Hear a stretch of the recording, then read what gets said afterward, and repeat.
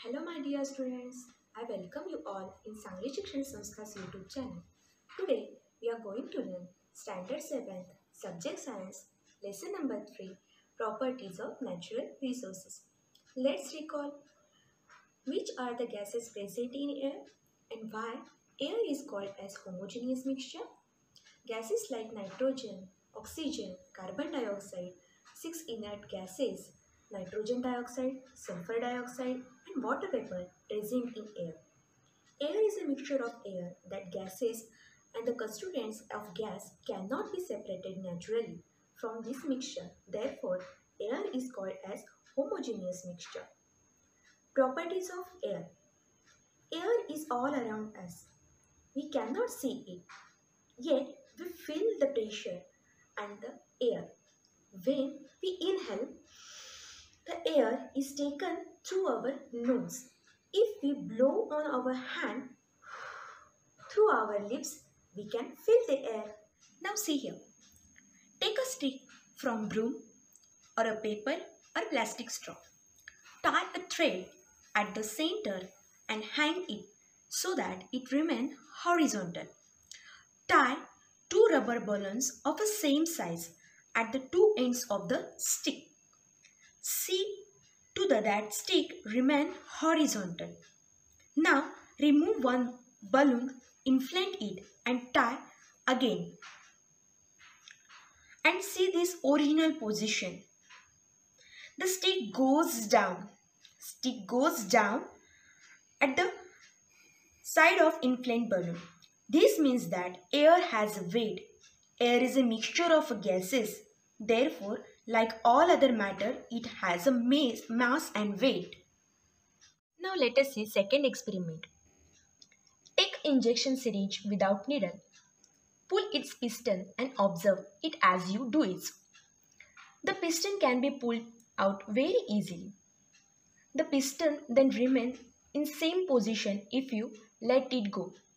Now close the intel hole of syringe tightly with your thumb. Pull the piston and let it go. It requires more force. Why? On pulling the piston with the intel hole of syringe closed, more space become available for the air in the syringe and become rarefied. Rarefied means very less dense. As a result, the pressure of the air in the syringe is lowered. Comparatively, the pressure of the outside of air is very high. That is why when we pull the piston and release immediately, it pushes it. If this experiment is repeated, holding a syringe in a different position like vertical, horizontal or inclined, in all positions, same extent of gases we found. From this, we infer that the atmospheric pressure in the air is same in all directions. Then, what is meant by atmospheric pressure? The molecules of the gases in air are constant motion. When these molecules strike on a body, they create a pressure on that body. In this pressure of the air that we call atmospheric pressure. The great Swedish scientist Daniel Bernoulli put forth the important principle that the pressure of air decreases when its velocity increases, while the pressure of air increases when its velocity decreases. If a body is moving through the air pressure decreases perpendicular to the direction of a motion, and then the air in its surrounding flows rapidly from higher pressure to the lower pressure. Now let us see how Bernoulli's principle acts. Take some water in a plastic cup and hold the straw upright in it. Hold a small piece of another straw near the upper end of the first straw and perpendicular to that straw. Blow hard through a small piece of straw.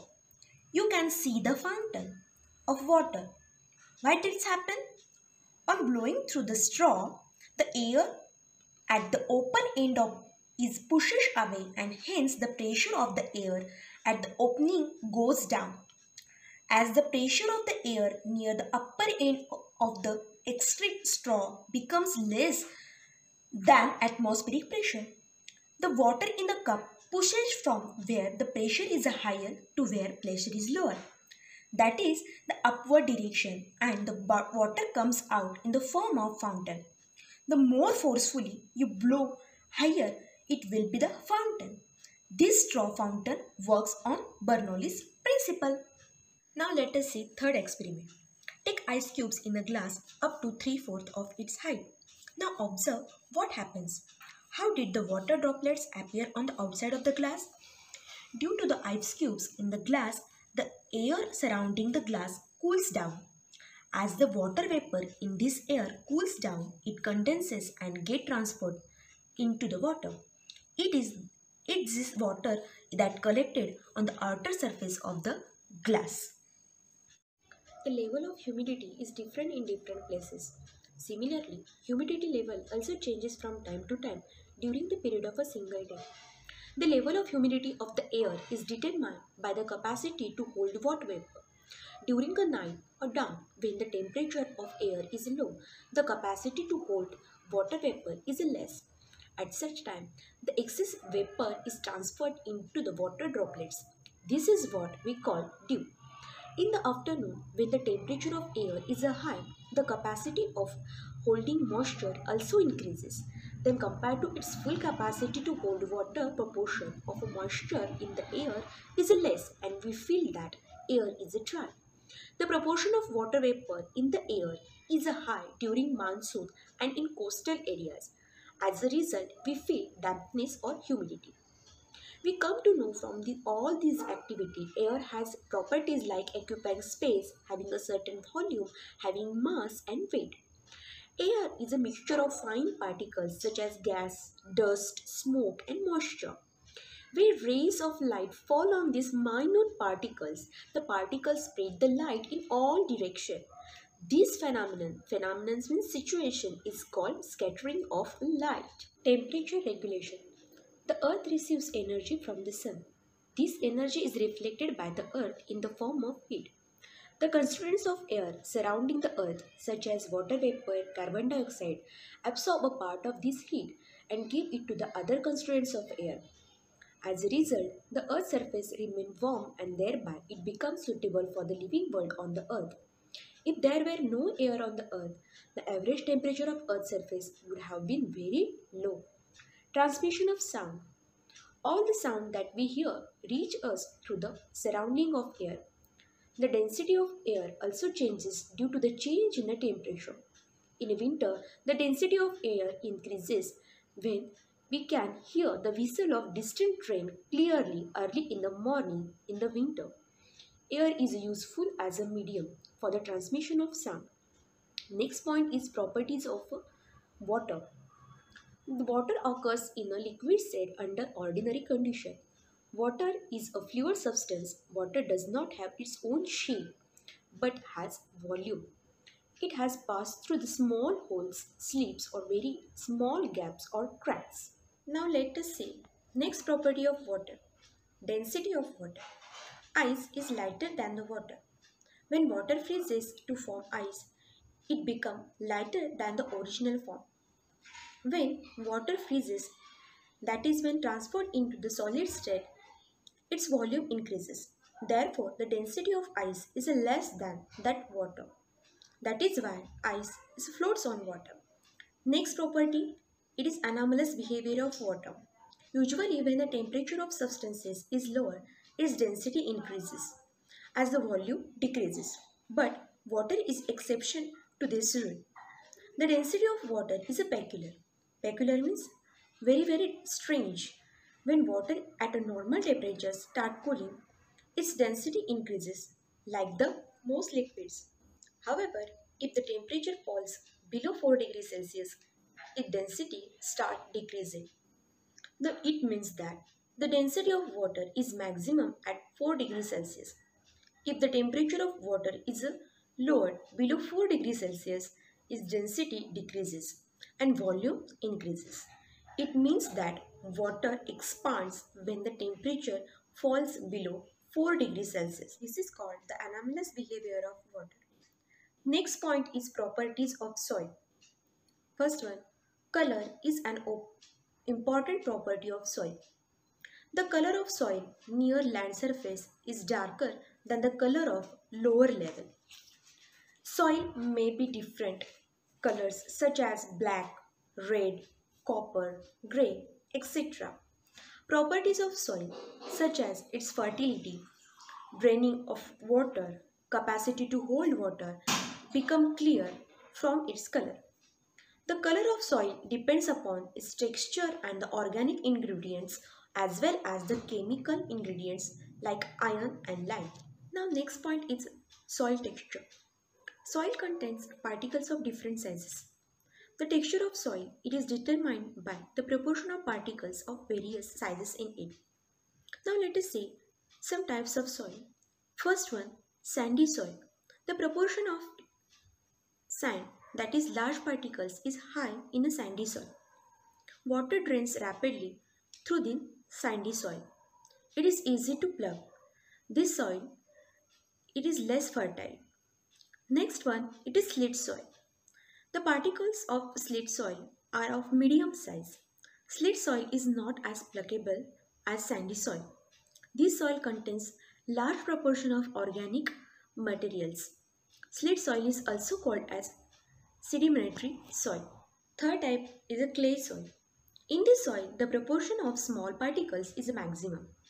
The particles of clay soil feel smooth to touch. Clay soil has high water holding capacity.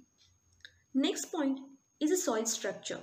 The structure of soil depends upon the different shapes of particles in it. Soil occurs in the form of columnar, laminar, granular as well as block shaped. The importance of soil structure. First one, roots get sufficient supply of oxygen. And second one, water drainage is good. Therefore, roots of plant grow well. Uses of soil. First one, plant conservation. To help to plant grow. Second one, water conservation. Soil holds water. As a result, by means of burns and lakes, we can get water to use throughout the year. Third one, plasticity. Soil can be given by any required shape. This property of soil is called as plasticity. Because of its plasticity, we can use it to make articles of various types of shape. Next point is some useful types of soil. First one, China clay. It is white in color. It is used to make crockery, bathroom tiles, tanks and laboratory apparatus, mask, jar, etc. Next one, shadow soil. It is whitish in color. It is used for making statues and idols. Third one, terracotta soil. This soil is red in color. Decorative articles and pots used for growing plants are made from this soil. Next one, multani mati. This soil is used in cosmetics. Do you know? China clay is an industrial mineral of the type of kaolin. It is found in China and hence it is called as China clay. Upon heating, its soil acquired a glaze and hardness and therefore it is used for making crockery. Always remember, the soil texture, it is disturbed by the chemical fertilizers are used for excessively and the land becomes unsuitable for the growing. So crops should be rotated in order of maintain the fertility of land. 5th December, it is celebrated as World Clay Soil Day. And the last point, but not least, that is soil testing. The proportion of various ingredients of a soil can be determined by soil testing. During a soil testing, the soil is examined for the color, texture and proportion of organic matter in it. Soil is tested to find out if there is any deficiency of any ingredients and to decide what measures should be taken to remove that deficiency. The soil sample is collected for the testing is dried in open space in the shade for 8 to 10 days. It is then sifted through the sieve. Two testing, namely the pH and the electrical conductivity test, are partially useful for the finding out the characteristics of a soil. You can determine the fertility of soil in your field with the help of different tests. Subscribe Sangli Shikshan Sanstha's YouTube channel for more videos and press bell icon. Thank you.